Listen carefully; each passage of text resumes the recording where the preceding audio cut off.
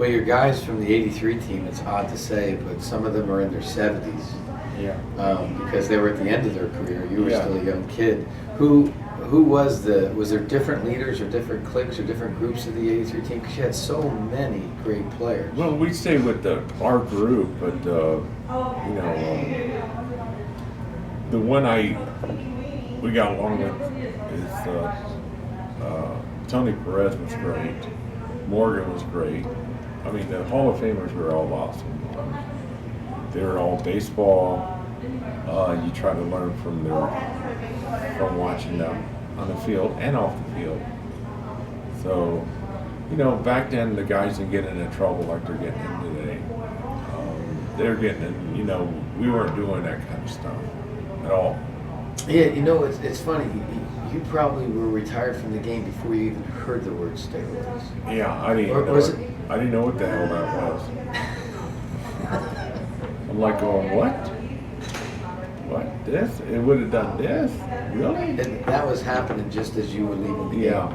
Yeah, guys were coming to camp. Yeah. And you were going, my God. Do you remember what you used to say? Man, you worked out a lot in the off season. Yeah. That's what, because we didn't know what else to say. Well, the one thing about, I try to tell people that the colleges are making these guys work and take creatine and all that stuff. We never used any of that. I don't think anybody was taking powders. There was no powders in our clubhouse, but they were. I think now, I thought at first it was a creatine they were taking, but it's not that. I mean, I was like, oh, so what is that stuff? But, we never took it. As you can see, the guys nowadays are getting hurt more than they were back then. By far. We never doubled. More than that. There were like a lot of guys were going on a DL. We never went on a DL. This morning's Very few paper. of us. This morning's paper sat there and I read it, and it was other players reacting. It's very rare in baseball. It was other players that spoke to Ryan Braun after he was let off the first time. He got away with it the first time, and then a guy from UPS or FedEx was scrutinized, and it was all blamed on a UPS or a FedEx guy. Oh, really? Yeah, because of his sample wasn't mailed within the right amount of time. It didn't arrive. Not whether it was positive or negative. So when the guys talked to him, and you're living in a small world when you're one of the guys, so he would talk to the different guys, and they're angry. And to me, it's very odd for players to speak out that they're angry, because you take care of that small family. And they're angry because he then lied to them, saying, oh, no, meaning I really am not. Well, and so now far he's taken a 65-game suspension. And one of the players said this morning, you don't take a 65-game suspension. You don't take it unless you're guilty. Yeah. You just don't take it. And it's hurting us. That's hurting us as a sport when we really thought we had it cleaned up. Yeah. You just didn't have to deal with that crap, Ozzie. Well, there's going to be some more shoes dropping. Oh yeah. So,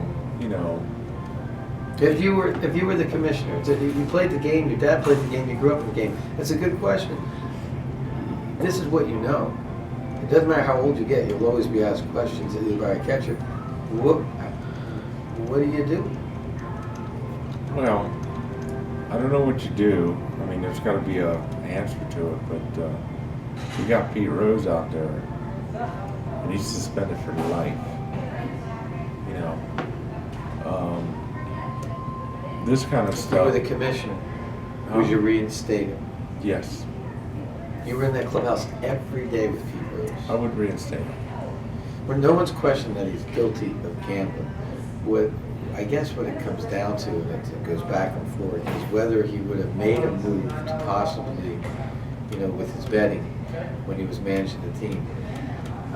No.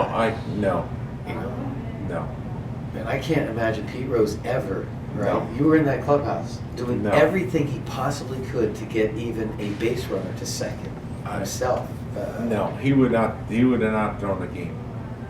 I say the same. Everybody that knows him, no, or change the outcome of a game. I think he should be reinstated. Everything he did there was before any of the other stuff. It'd be like somebody taking drugs and steroids to. You're taking steroids after you've already had your career. Yeah. Now you're going to penalize his what he did while he was a player. It took over, after your time, it took over the conversation of baseball. I get so tired, I don't even want to talk about the I like to talk about the game, you know, when I talk to kids. It's very frustrating. I'm sure it's frustrating for you too, because you get the same thing. Actually, on that, you played in 2 All-Star games. Give me an All-Star game memory, because that's what a kid would want to hear. Oh, my dad was in the All-Star game with me in Minnesota, my first one. He was one of the coaches. So he got to see me hit my first All-Star game hit there. And the memory, I got to catch guys that I was having trouble hitting. So you get a chance to watch him throw in a game, you go, oh, so that's what the ball's doing. So it helped me out a little bit on that part, but that was fun. I mean, when you got guys coming in that are all like, you know, the best of the best, and you know, I got to catch Nolan Ryan close out the game. You know, I mean, what else is there? I mean, it was amazing, you know, to have that nucleus of players playing one game. And did you win the game we in won. Minnesota? So I got to be in 2 winners. And back then, there was a lot more involved with the All-Star game. It's not like today. Back then, guys try to win a game, you know. You have fun, but you try to win the game. It was more of a National League, American League rivalry. It was a real rivalry. Did you? I don't think it's like that. Did you get some mementos? Did you get a uniform signed? Did you get a team signed ball? I didn't get. We got some team you weren't signed a kid balls. anymore. We got a. I did get a. No, I didn't have nobody signing. They gave us each a. You know, we signed like maybe about 20 dozen balls. We got 1 ball. They gave away all these balls. So, but I still got it. So, you know, there's only so many of them. I have to end the interview on this. You were the one, once you said you were coming in, you were our Philly, and Dutch was going to be our other Philly. So we concentrated on the Expos and the Cubs, Dawson and Smith. Well, I love that I know there's a bunch of Philly fans there. You know there's a bunch of Philly fans there because you're in Philly territory and they wanted your signature and stuff. But I introduced you, right? I was trying to introduce you the way that they don't know you. You know, you're the blue-collar guy. So I told the crowd that you have one of the best sense of humor, quick wit, funny guy. And you sat there and you were giving me the eye. Well, I had something cooking, but it didn't. It kind of overflowed. I had my friend. When you were introducing me, I kind of like wanted to. I heard you say to turn off the phones and stuff before it all started, so I left mine out. And I didn't know that the signal in the banquet room wouldn't let my phone ring, so I couldn't get that funny part out, you know. So you were going to have your phone ring while I was in the middle. While we were talking, I was going to say, "Excuse me, I got a phone call," and that's the way it was supposed to go. But as in everything, it don't go always the way you want. Ozzie, I thank you for taking time, and it's always fun. You know you're invited back next year. Well, thank you. And come in early, stay late. Yeah. And make a trip out of it. Ladies Sure. and gentlemen, 1980 World Series, 1983 World Series, 2-time All-Star, blue-collar catcher, Ozzie Virgil. Before the glory, it was a real good time. Yes, it is. Thank you, man. All right.